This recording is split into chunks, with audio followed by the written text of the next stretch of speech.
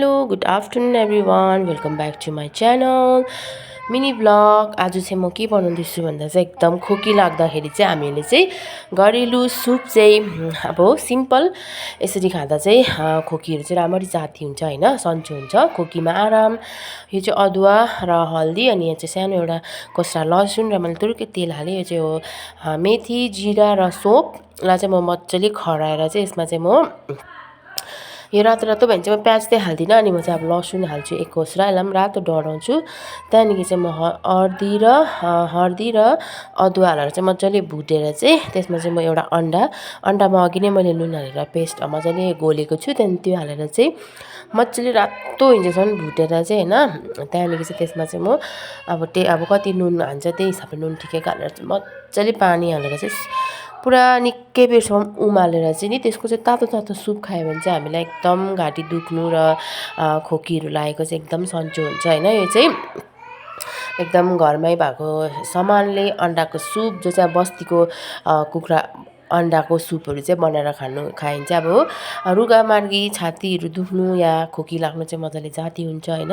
यो चाहिँ मेरो आइडिया र यो चाहिँ हामीलाई पनि खोकीहरू लाग्दाखेरि चाहिँ आमाले यस्तै बनाएर दिनुहुन्थ्यो हैन, दिनुहुन्छ। र म पनि प्रायः खोकीहरू लाग्दा चाहिँ एकदम अब निकै दिनसम्म जाती भयो भने चाहिँ यस्तो तातो तातो सुप बनाएर चाहिँ 2-3 पल्ट खानुपर्छ। एकदम सन्चो हुन्छ, आराम।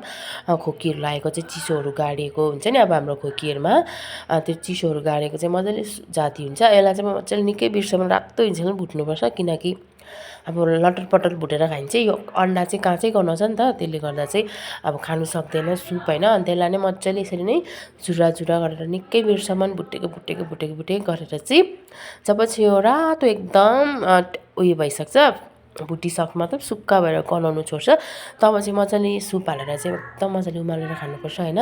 यसमा चाहिँ एकदम लोकल हल्दी लगाएको छु मैले हैन। अन्त एकदम यसरी सुप खायो भने चाहिँ छातीहरू दुख्नु, खोकीहरू लाग्नु चाहिँ चिसोहरू गाडेको चाहिँ जाती हुन्छ। मजाले तातो बनाएर चाहिँ जति सक्दो चाहिँ तातो तातो पिउनु भन्छ हैन। अनि चाहिँ यसमा चाहिँ मजाले अब प्रेसरहरू हाई हुनेले चाहिँ खानु हुँदैन, किनभने गरम गरम मसलाहरू हो नि त। मसला त त्यसै पनि गर्मी हो, अन्त मसला खाइन्छ। अब मसला अन्डाको सुप खायो भने चाहिँ प्रेसर हाई हुन्छ, त्यही कारण चाहिँ हाई हुनेले चाहिँ खानु हुँदैन। अनि मैले चाहिँ यसमा भुटिसकेँ, अब चाहिँ म यसमा सुप एड गर्छु। अब आफूलाई कति खानु इच्छा छ त्यही कारणले, तर म यसमा अलिक निकै थप्छु, किनभने निकै बेरसम्म उमाल्दाखेरि चाहिँ अब यसको सुप घट्छ हैन। मजाले उमालेर चाहिँ तातो तातो पिउनुपर्छ। अनि मलाई पनि एकदम खोकीहरू लागिरहेको छ नि त रुगामार्गी, त्यही कारण चाहिँ मेरो लागि एकदम सुप बनाउँदैछु। यसरी बनाएर खायो भने चाहिँ एकदम जाती हुन्छ, सन्चो हुन्छ, आफूलाई पनि आराम। अनि यो मेरो घरेलु के भन्छ दबाई या सुप हो, जे पनि